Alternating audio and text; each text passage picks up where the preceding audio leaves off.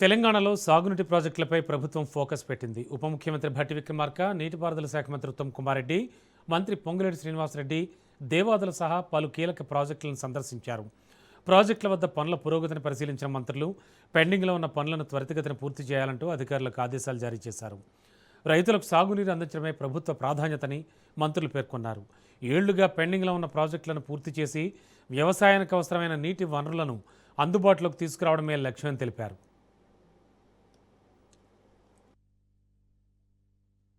Devadula lift irrigation సంబంధించి review కార్యక్రమాన్ని ఉత్తమ్ కుమార్ రెడ్డి గారు ఇక్కడ ఏర్పాటు చేసి మా అందరినీ ఇక్కడ తీసుకుని వచ్చారు. రాష్ట్రంలో ప్రపంచవ్యాప్తంగా వస్తున్నటువంటి ఎల్నినో ఎఫెక్ట్ తో రాష్ట్రంలో వర్షాలు దానికి సంబంధించినటువంటి ప్రభావం పైన రాష్ట్ర ప్రభుత్వం గౌరవ ముఖ్యమంత్రి రేవంత్ రెడ్డి గారి నాయకత్వంలో యావత్ కేబినెట్ ఇప్పటికే 2-3 సార్లు లోతుగా ఈ ఎల్నినో ఎఫెక్ట్ వచ్చితే రాష్ట్రం మీద పడేటువంటి ప్రభావం పైన ఆ ప్రభావం నుంచి రాష్ట్రాన్ని ఏ రకంగా కాపాడుకోవాలనే దానిపైన కూడా లోతుగా ఇప్పటికే 2-3 సార్లు చాలా లోతుగా చర్చించడం జరిగింది. గత 2-3 నెలల నుంచి కూడా ఈ ఇరిగేషన్ సంబంధించినటువంటి రిజర్వాయర్స్ నింపుకునే విధానము, భవిష్యత్తులో పంటలకు కావాల్సినటువంటి నీళ్లు, మంచినీళ్లు వీటన్నిటికి సంబంధించి కూడా లోతుగా చర్చించిన తర్వాత తిరిగి మళ్లీ ముఖ్యమంత్రి గారు మన ఉత్తమ్ కుమార్ రెడ్డి గారు ఇద్దరు కూర్చొని గోదావరిలో వస్తున్నటువంటి పారుతున్నటువంటి నీటిని సాధ్యమైనంత మేరకు ఎక్కడెక్కడైతే అవకాశం ఉందో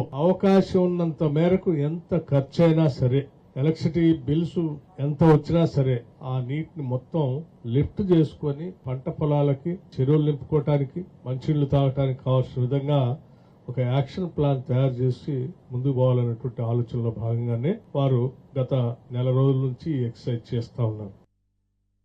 దేవాదుల ప్రాజెక్ట్ కి అవసరం ఉన్న ల్యాండ్ అక్విజిషన్ కి మరి ఎంత నిధులైనా కేటాయింపజేసి ఒక వార్ ఫుటింగ్ లో ఈ దేవాదుల ప్రాజెక్ట్ కి ల్యాండ్ అక్విజిషన్ పూర్తి చేస్తామని చెప్పి కూడా రాష్ట్ర ఇరిగేషన్ మంత్రిగా నేను మీ అందరికీ మాటిస్తున్నా. మరి మీకు తెలుసు, గతంలో నేను రివ్యూకి 1-2 సార్లు రావడం జరిగింది. అదేవిధంగా ముఖ్యమంత్రి గారిని కూడా పోయినసారి రివ్యూ నేను ఇక్కడ తీసుకురావడం జరిగింది. తప్పనిసరిగా దేవాదుల కెపాసిటీ ఏది ఉందో 38.16 టీఎంసీల దేవాదుల కెపాసిటీ ఉందో ఆ కెపాసిటీ మేరకు తప్పనిసరిగా ఆ పనులు వేగవంతంగా ముందుకు తీసుకుపోతామని చెప్పి మేము మాటిస్తూ, మొత్తము డిజైన్ ఆయకట్ ఎంతున్నదో both new ayacut and stabilise ayacut అది మొత్తం కూడా పూర్తి చేసే విధంగా మేము అన్ని పనులు టేకప్ చేస్తామని చెప్పి కూడా ఈ సందర్భంగా మనవి చేస్తూ కరీంనగర్లోని ఎల్ఎండిని బీఆర్ఎస్ వర్కింగ్ ప్రెసిడెంట్ కేటీఆర్ సందర్శించారు. ఈ సందర్భంగా కాంగ్రెస్ ప్రభుత్వంపై తీవ్ర విమర్శలు చేశారు. రైతుల విషయంలో ప్రభుత్వం నిర్లక్ష్యంగా వ్యవహరిస్తోందంటూ ఆరోపించిన కేటీఆర్ రాజకీయ విభేదాలను రైతులపై చూపించొద్దన్నారు. తమపై కోపం ఉంటే రైతులపై చూపించొద్దు, రక్తం తీసుకోండి, రైతులకు మాత్రం నీళ్లివ్వండి అంటూ ప్రభుత్వంపై ఆయన మండిపడ్డారు. పంట కొనుగోలు చేయాల్సి వస్తుందనే కారణంతోనే రైతులకు నీళ్లు ఇవ్వడం లేదని ఆయన ఆరోపించారు. రక్తం మా రక్తమట తీసుకొని పంటల మీద జల్లితే పంటలు పండుతాయట.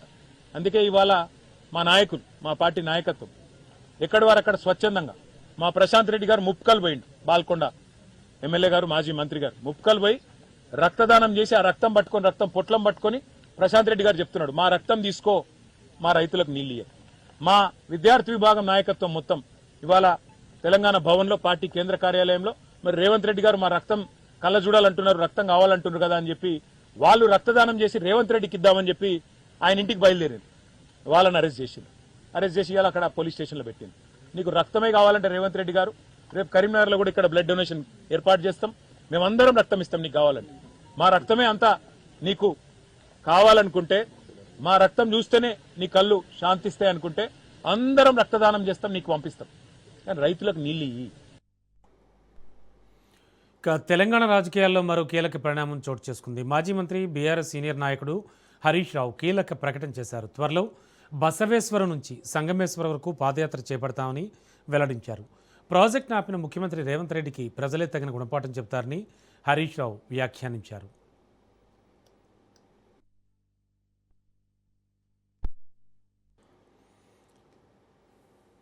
బనకచెర్ల ప్రాజెక్టు అంశంలో తెలంగాణ ప్రభుత్వానికి సుప్రీంకోర్టులో ఎదురుదెబ్బ తగిలింది.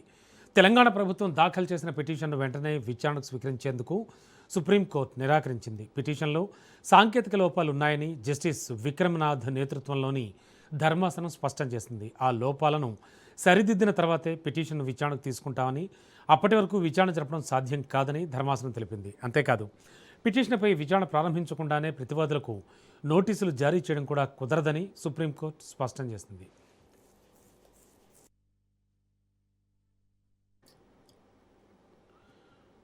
ఇక సింగరేణి భరోసా యాత్రలో భాగంగా కొత్తగూడెంలో కేంద్ర మంత్రి కిషన్ రెడ్డి సింగరేణి కార్మికులతో సమావేశమయ్యారు. కాంగ్రెస్ ప్రభుత్వ హయాంలో కోల్ బ్లాక్ కేటాయింపుల్లో భారీ అవినీతి జరిగిందని, కోల్ స్కామ్ దేశవ్యాప్తంగా చర్చనీయాంశమైందని కూడా ఆరోపించారు. సుప్రీంకోర్టు తీర్పు అనంతరం కోల్ బ్లాకుల కేటాయింపులు వేలం విధానంలోనే జరుగుతున్నాయని తెలిపారు. సుప్రీంకోర్టు మార్గదర్శకాల తర్వాత కూడా తాడిచెర్ల 2 కోల్ బ్లాక్ను ఎలాంటి వేలం లేకుండానే సింగరేణి కేటాయించడం చారిత్రక నిర్ణయమని కిషన్ రెడ్డి పేర్కొన్నారు. పార్టీ హయాంలో మన్మోహన్ సింగ్ గారు ప్రధానమంత్రిగా ఉన్నప్పుడు దేశంలో చాలా పెద్ద ఎత్తున బొగ్గు దోపిడీ జరిగింది, బొగ్గు కుంభకోణం జరిగింది. 2,60,000 కోట్ల రూపాయల బొగ్గు కుంభకోణం ఆ రోజు దేశంలో జరిగింది. కాంగ్రెస్ పార్టీ నాయకులు ఆ రోజు తెల్ల కాగితాల మీద ఎవరైతే కాంగ్రెస్ పార్టీ ట్రెజరర్ ఉండదో ఆయన డబ్బులు ఇస్తే ఆ డబ్బులు తీసుకొని తెల్ల కాగితాల మీద మన్మోహన్ సింగ్ గారికి స్లిప్ రాసేవాడు. ఆ రకంగా మరి డబ్బులు తీసుకొని పెద్ద ఎత్తున మైన్స్ ఇచ్చిన విషయం మనకందరికీ తెలుసు. ఆ తర్వాత సుప్రీంకోర్టు అదేవిధంగా కాగ్ ఆడిట్లో దోషులుగా తేలి ఆ రోజు కాంగ్రెస్ మంత్రులు జైలుకి వెళ్ళిన విషయం కూడా మనం చూశాం. రద్దు చేయడమే కాదు మాట చెప్పింది, భవిష్యత్తులో అది ప్రభుత్వ కంపెనీలైనా ప్రైవేట్ కంపెనీలైనా పారదర్శకతో యాక్షన్ ద్వారా వేలం ద్వారా బొగ్గు బ్లాక్లు ఇవ్వాలని 2014లో సుప్రీంకోర్టు తీర్పు ఇచ్చింది. ఆ తీర్పు ప్రకారము గత 11 సంవత్సరాలుగా నరేంద్ర మోడీ గారి ప్రభుత్వము అది ప్రభుత్వానికి సంబంధించినటువంటి కోల్ ఇండియా కావచ్చు, మహానది కోల్ ఫీల్డ్స్ కావచ్చు, వెస్టర్న్ కోల్ ఫీల్డ్స్ కావచ్చు, ఆ రకంగా అనేక కంపెనీలు అది రాష్ట్ర ప్రభుత్వ ఆధ్వర్యంలో కానీ కేంద్ర ప్రభుత్వ ఆధ్వర్యంలో కానీ అన్ని కంపెనీలకు కూడా ఆక్షన్ ద్వారానే ఇవ్వాలని చెప్పడం జరిగింది. సీఎం రేవంత్ రెడ్డి మంగళవారం ఢిల్లీ పర్యటనకు వెళుతున్నారు. ఈ పర్యటనలో పలు కీలక అంశాలపై కేంద్ర పెద్దలతో సమావేశం కానున్నట్లు సమాచారం. ప్రధానంగా చూస్తే రాష్ట్రంలోని ఇరిగేషన్ ప్రాజెక్టులకు సంబంధించినటువంటి అంశాలపై చర్చించనున్నట్లుగా తెలుస్తోంది. పెండింగ్ ప్రాజెక్టులు, కేంద్ర సహకారం వంటి అంశాలపై సీఎం చర్చించే అవకాశం ఉంది. అలాగే మెట్రో విస్తరణకు సంబంధించిన అంశాలపై కేంద్ర పెద్దలను కలవనున్నట్లు సమాచారం. మరోవైపు నామినేటెడ్ పదవుల అంశంపై ఏఐసీసీ పెద్దలతో కూడా సీఎం రేవంత్ రెడ్డి సమావేశమయ్యే అవకాశం ఉందని కాంగ్రెస్ వర్గాల్లో చర్చ జరుగుతోంది.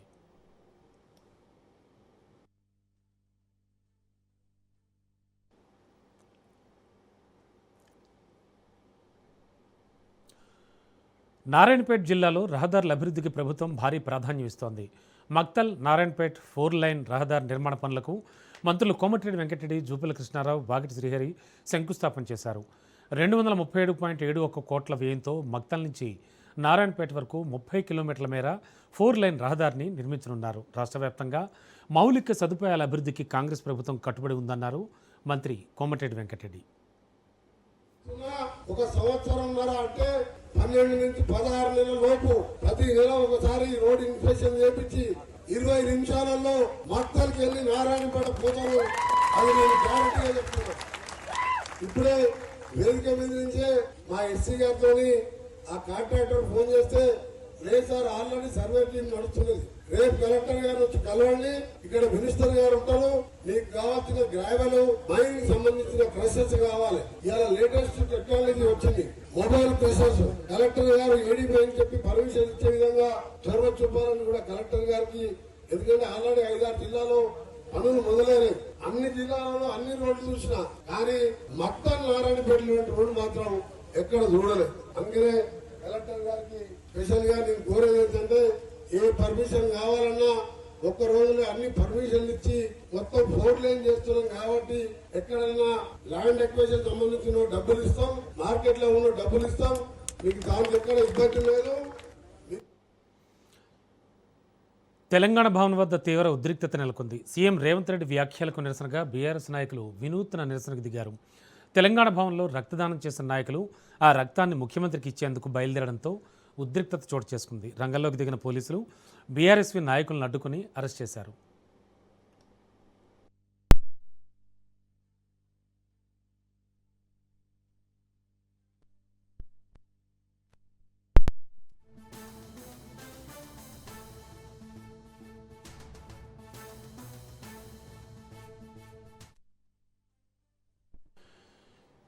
హైదరాబాద్ ఎల్బీనగర్లో బీసీ సంఘాల నిరసనతో ఉద్రిక్త పరిస్థితులు నెలకొన్నాయి. యాదగిరిగుట్ట శ్రీ లక్ష్మీ నరసింహస్వామివారి దేవస్థానం trust board director Pochaboina Eshwaramma యాదవ్పై రాష్ట్ర యూత్ కాంగ్రెస్ అధ్యక్షుడు జక్కిడి శివచరణ్ రెడ్డి అనుచిత వ్యాఖ్యలు చేశారంటూ బీసీ సంఘాల నాయకులు తీవ్ర ఆగ్రహం వ్యక్తం చేశారు. శివచరణ్ రెడ్డి వెంటనే బహిరంగ క్షమాపణలు చెప్పాలని డిమాండ్ చేస్తూ జాతీయ రహదారిపై బైఠాయించి నిరసన చేపట్టారు. అనంతరం ఆయన దిష్టిబొమ్మను దహనం చేస్తూ ఆందోళన నిర్వహించారు. ఈ సందర్భంగా మాట్లాడిన పలు బీసీ సంఘాల నేతలు జక్కిడి శివచరణ్ రెడ్డిని కాంగ్రెస్ పార్టీ వెంటనే సస్పెండ్ చేయాలంటూ పీసీసీ చీఫ్ మహేష్ కుమార్ గౌడ్ను డిమాండ్ చేశారు. లేని పక్షంలో రాష్ట్ర వ్యాప్తంగా రాస్తారోకోలు, ధర్నాలు నిర్వహించి ఉద్యమాన్ని మరింత ఉధృతం చేస్తామని హెచ్చరించారు. ఈ నిరసనల కారణంగా జాతీయ రహదారిపై దాదాపు 10 కిలోమీటర్ల మేర భారీ ట్రాఫిక్ జామ్ ఏర్పడి వాహనదారులు తీవ్ర ఇబ్బందులు ఎదుర్కొన్నారు.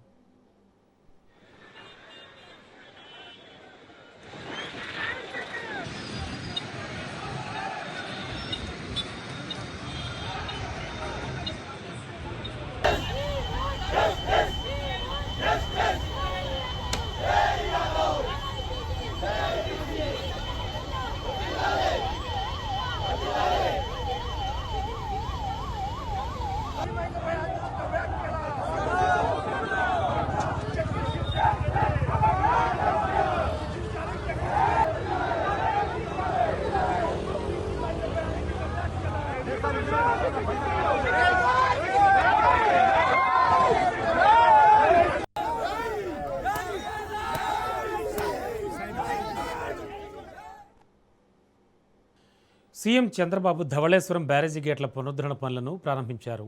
ఈ పనుల శిలాఫలకాన్ని ఆవిష్కరించారు. 2014-19 మధ్యకాలంలో ధవళేశ్వరం బ్యారేజీకి 58 కొత్త గేట్లను అప్పటి టీడీపీ ప్రభుత్వం అమర్చింది. ఇప్పుడు సిడబ్ల్యూసీ సూచనల మేరకు మిగిలిన 117 గేట్లకు కొత్త గేట్లను అమర్చే పనులకు కూటమి ప్రభుత్వం శ్రీకారం చుట్టింది. వచ్చేడాది జూన్ నెల నాటికి కొత్త గేట్ల బిగింపు ప్రక్రియను పూర్తి చేయాలని ఆదేశించారు సీఎం. గోదావరి పుష్కరాల నాటికి సిద్ధం చేస్తామని అధికారులు తెలిపారు. గోదావరి డెల్టాకు కీలకమైనటువంటి ధవళేశ్వరం బ్యారేజ్ గేట్లన్నీ ఆధునీకరణ చేయడం, 153 కోట్లు, 117 గేట్లు ఇవి పెట్టడమే కాకుండా పూర్తిగా మరమ్మతులు చేసి ఈ ప్రాజెక్ట్ ని కాపాడే బాధ్యత తీసుకున్నాం. ఎప్పుడు ఎన్డీఏ ప్రభుత్వం వచ్చినా, తెలుగుదేశం ప్రభుత్వం వచ్చినా రైతులకు భద్రత, భరోసా ఇచ్చేదానికి ముందుంటాం. అది మీరందరూ ఆశీర్వదిస్తున్నారని చెప్పి కూడా నేను మీకు తెలియజేస్తున్నా. ఒక మంచి పని చేస్తే ప్రజలు ఎట్లా గుర్తుపెట్టుకుంటారో గోదావరి జిల్లాల్లో ఉండే మీరే దానికి ఒక ఆదర్శం. 19వ శతాబ్దం గోదావరిలో నీళ్లు వెళ్తున్నాయి, పైన మాత్రం వర్షాలు పడకుండా కరువు, తినేదానికి తిండి లేకుండా బాధపడ్డారు. ఇప్పుడే రామానాయుడు గారు చాలా క్షుణ్ణంగా చెప్పారు. దాంతో మనస్సు చెల్లించినటువంటి కాటన్ 1847, 1852 మధ్య గోదావరిపై ధవళేశ్వరం కట్టారు. ఇదిలా ఉంటే రాష్ట్రానికి పోలవరం జీవనాడి అని సీఎం చంద్రబాబు అన్నారు. ఆ ప్రాజెక్టును సందర్శించిన తర్వాత అధికారులతో ఆయన సమీక్ష నిర్వహించారు. పనులు జరుగుతున్న తీరుతెన్నులు సీఎం తెలుసుకున్నారు. దీంతోపాటు రాష్ట్రంలోని ఇతర ప్రాజెక్టులపై కూడా చంద్రబాబు సమీక్ష జరిపారు. 2019 నాటికి పోలవరం పనులు 72% పూర్తయ్యాయి. ఆ తర్వాత ప్రాజెక్టును నిర్లక్ష్యం చేసి వదిలేశారని విమర్శించారు.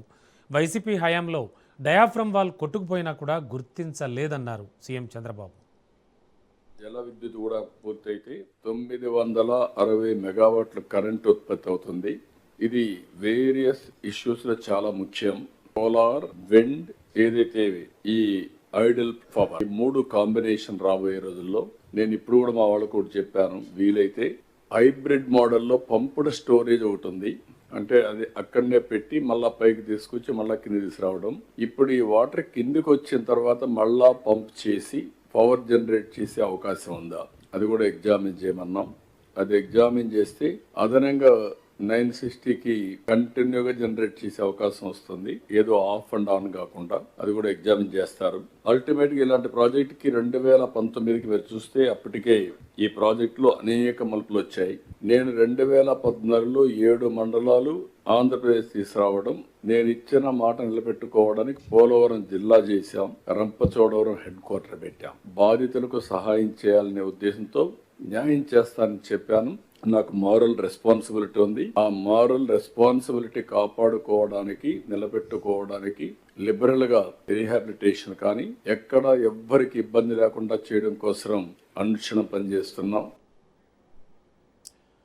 రాయలసీమ ఎత్తిపోతల ప్రాజెక్టు నిర్లక్ష్యానికి గురవుతోందని ఆరోపిస్తూ వైసీపీ టాస్క్ ఫోర్స్ ఆధ్వర్యంలో నెల్లూరులో రౌండ్ టేబుల్ సమావేశం నిర్వహించారు. రాయలసీమ లిఫ్ట్ ఇరిగేషన్ ప్రాజెక్టు ప్రాధాన్యాన్ని ప్రజలకు వివరించడంతో పాటు దానికోసం పోరాటాన్ని బలోపేతం చేయడానికే టాస్క్ ఫోర్స్ను ఏర్పాటు చేశామని తెలిపారు. కూటమి ప్రభుత్వం అధికారంలోకి వచ్చిన తర్వాత రాయలసీమ ఎత్తిపోతల ప్రాజెక్టును నిర్వీర్యం చేసిందని ఆరోపించారు సజ్జల. లేని ప్రమాదకర పరిస్థితి దగ్గర పడిన నేపథ్యంలో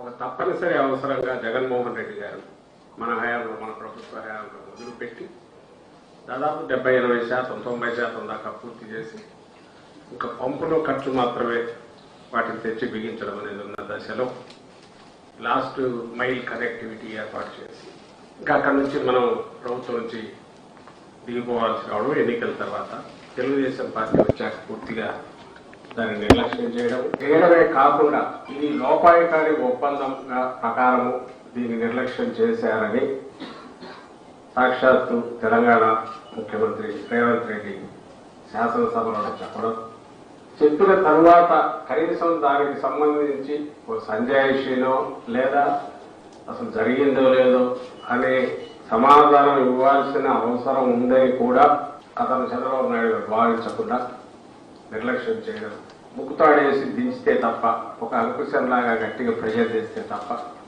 దారిలోకి తీసుకురాలేము. ముందు అందుకు తగిన చైతన్యం తీసుకురావాలి. ఏ ప్రాంతాలైతే ఎఫెక్ట్ అవుతున్నాయో, ప్రభావితం అవుతున్నాయో. అమరావతి రాజధాని ప్రాంతాల్లో రైతుల సమస్యలు, భూసేకరణ అంశం మరోసారి చర్చకు దారితీసింది. సిఆర్డీఏ రైతు పరిరక్షణ కమిటీ సమావేశాల్లో పాల్గొన్న మాజీ మంత్రి అంబటి రాంబాబు రైతుల నుంచి వారి సమస్యలను అడిగి తెలుసుకున్నారు. ఈ సందర్భంగా రాష్ట్ర ప్రభుత్వంపై పలు ఆరోపణలు చేసిన అంబటి శుక్రవారం రైతులను బలవంతంగా పక్కకు నెట్టి బుల్డోజర్లతో భూములు స్వాధీనం చేసుకున్నారని ఆరోపించారు. పరిహారం చెల్లింపుల్లో కూడా వివక్ష చూపుతున్నారని, ల్యాండ్ పూలింగ్కు భూములు ఇవ్వని రైతులను లక్ష్యంగా చేసుకున్నారని ఆయన విమర్శించారు. 2,47,00,000 రూపాయలు ఎకరానికి అంటే అక్కడ ఉన్నటువంటి పరిస్థితుల్లో చాలా దారుణమైంది. అక్కడ ఏ పరిస్థితులు ఉన్నాయంటే పక్కన 7 కోట్ల రూపాయలకి మొన్ననే ఎకరం కొన్నారు. అన్నిటికన్నా మించి ఏంటంటే సీఎం రమేష్ గారు కూటమిలో ప్రస్తుతం ఆయన భారతీయ జనతా పార్టీ పార్లమెంటు సభ్యుడిగా ఉన్నాడు. అంతకుముందు తెలుగుదేశంలో కూడా చంద్రబాబు నాయుడు గారికి అతి సన్నిహితంగా పనిచేసినటువంటి వ్యక్తి. ఆయన రీసెంట్గానే కొన్నాడు భూమి. This is the document. ఎంత కొన్నాడంటే 5 కోట్ల పైచీలకు కొన్నాడు ఈచ్ ఏకర్. ఇది 5 కోట్లకు కొన్నాడో 8 కోట్లకు కొన్నాడో, కానీ డాక్యుమెంట్లో మాత్రం 5 కోట్లని ఉదాహరించారు. దానికే స్టాంప్ డ్యూటీ కూడా కట్టాడు. ఇంతకన్నా ఏం ఉదాహరణ కావాలి చెప్పండి. మీరు సీఎం రమేష్ గారు కొనడానికేమో 5 కోట్ల పై చిక్కు పెట్టి కొంటాడు అధికారికంగా, రైతుల దగ్గర నుంచి పొలం లాక్కునేటప్పుడు మాత్రం 2,47,00,000 ఇస్తారు. ఏంటి అన్యాయం? మీకు రైతుల మీద అసలు ప్రేమ ఉందా? కక్ష ఉంది. ఎందుకు కక్ష? వీడు పోలింగ్కి ఇవ్వలేదు, వీడి సంగతి తేలుద్దాం, ఈ చట్టాన్ని ప్రయోగిద్దాం, ఈ చట్టంలోని అంశాలను, స్టెప్పుల్ని పూర్తిగా వైలేట్ చేసేసి బుల్డోజ్ చేసేద్దాం అని రైతుల మీద ఏమన్యాయమండి? రైతుల మీద పోలీసులు ప్రయోగిస్తారా? రైతుల మీద బుల్డోజర్లు ప్రయోగిస్తారా? మహిళా రైతులు లాగి పారేస్తారా? ఏంటి అన్యాయం?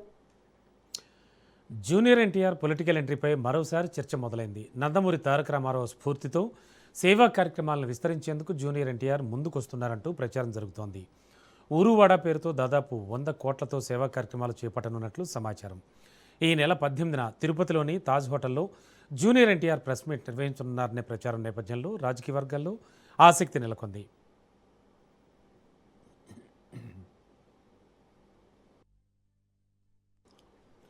రెండు 2009 ఎన్నికల తర్వాత ప్రత్యక్ష రాజకీయాలకు దూరంగా ఉన్న ఎన్టీఆర్ ఇప్పుడు ఏపీ రాజకీయాల్లోకి వస్తారా అనే చర్చ మరోసారి తెరపైకి వచ్చింది.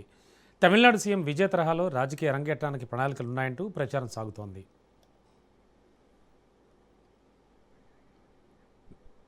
అయితే జూనియర్ ఎన్టీఆర్ అభిమాన సంఘాలు మాత్రం ప్రచారాలను ఖండించాయి. ఊరువాడ కార్యక్రమానికి రాజకీయ ప్రవేశానికి ఎలాంటి సంబంధం లేదని స్పష్టం చేశాయి.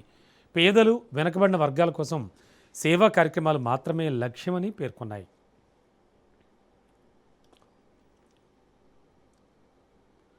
తిరుపతి వేదికగా టీడీపీలో కీలక పరిణామాలు చోటు చేసుకుంటున్నాయి. అన్నమయ్య జిల్లా తంబళ్లపల్లి నియోజకవర్గ టీడీపీ ఇన్ఛార్జ్ నియామకంపై అధిష్టానం కసరత్తు ముమ్మరం చేసింది. ఇందులో భాగంగా తిరుపతిలో తంబళ్లపల్లి నియోజకవర్గ నేతలు, కార్యకర్తలతో పార్టీ ముఖ్య నేతలు ప్రత్యేక సమావేశం నిర్వహించారు. మంత్రి బీసీ జనార్దన్ రెడ్డి, టీడీపీ అన్నమయ్య జిల్లా ఇన్ఛార్జ్ దామచర్ల సత్య సమక్షంలో కార్యకర్తల నుంచి అభిప్రాయాలను సేకరిస్తున్నారు.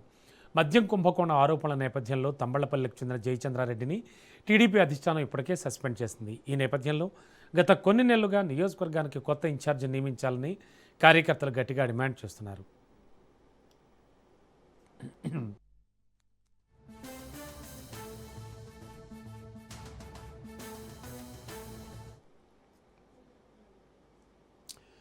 ఇక షాబాద్లో సంచలనం సృష్టించిన కేసులో కీలక పరిణామం చోటు చేసుకుంది. బాలిక సహా 6 హత్య కేసులో నిందితుడిగా ఉన్న రాజ్ కుమార్ మృతి చెందాడు. కొత్తూరు సమీపంలోని ఓ వెంచర్ వద్ద రాజ్ కుమార్ మృతదేహాన్ని గుర్తించారు.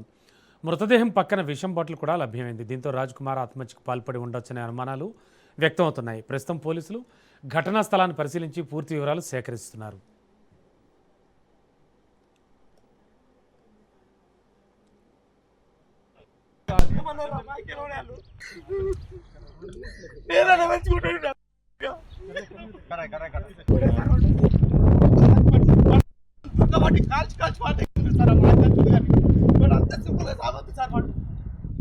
ఇట్లా చంపారు, అట్లే చంపేది ఉండే సార్, దొరకబట్టి చంపేది ఉండే సార్. ఇంత ఛాన్స్ ఇచ్చారు లేకుంటే సార్ ఇంటి ప్రశాంతంగా చచ్చిపోయింది సార్.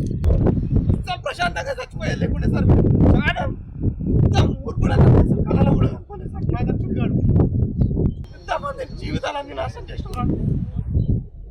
అప్పుడన్నా మందు అయినప్పుడు చచ్చిపోయినట్టు ఇది అంతా లేకుంటుండే అసలు ఎవరికి ఏం తెలుసు.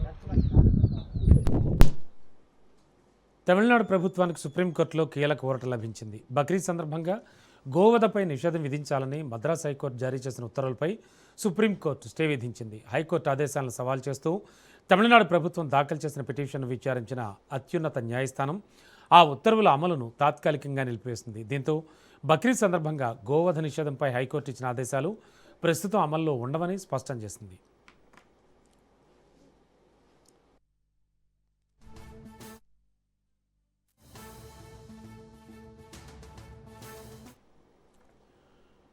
లార్డ్స్ వేదికగా భారత మహిళల క్రికెట్ జట్టు చారిత్రక విజయాన్ని నమోదు చేసింది. ఇంగ్లాండ్ మహిళల జట్టుపై 270 పరుగుల భారీ తేడాతో ఘన విజయం సాధించింది. ఈ టెస్ట్ మ్యాచ్లో భారత మహిళలు అన్ని విభాగాల్లో అద్భుత ప్రదర్శన కనబరిచారు. తొలి ఇన్నింగ్స్లో భారత్ 285 పరుగులు చేయగా ఇంగ్లాండ్ జట్టు 170 పరుగులకే ఆలౌట్ అయింది.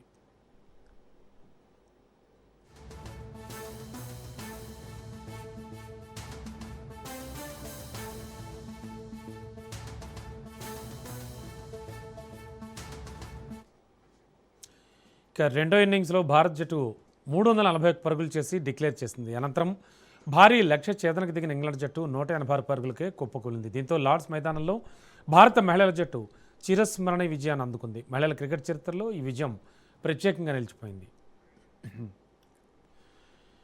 ఇక దేశీయ స్టాక్ మార్కెట్స్ ట్రేడింగ్ను స్వల్ప లాభాలతో ముగించాయి. రోజంతా తీవ్ర ఒడిదుడుకులకు లోనైన సూచీలు చివరి గంటలో ఐటీ షేర్లలో వచ్చిన కొనుగోళ్ల మద్దతుతో నష్టాల నుంచి బయటపడి ఫ్లాట్గా ముగిశాయి.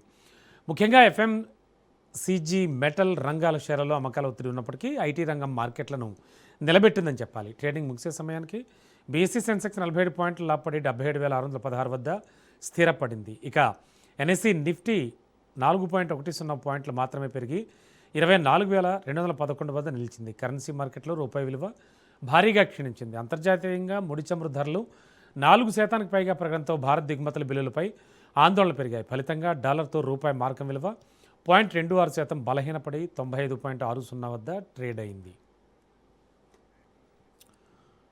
ఇక ఇవి బులెటిన్ విశేషాలు చూస్తూనే ఉండండి రాజ్ న్యూస్.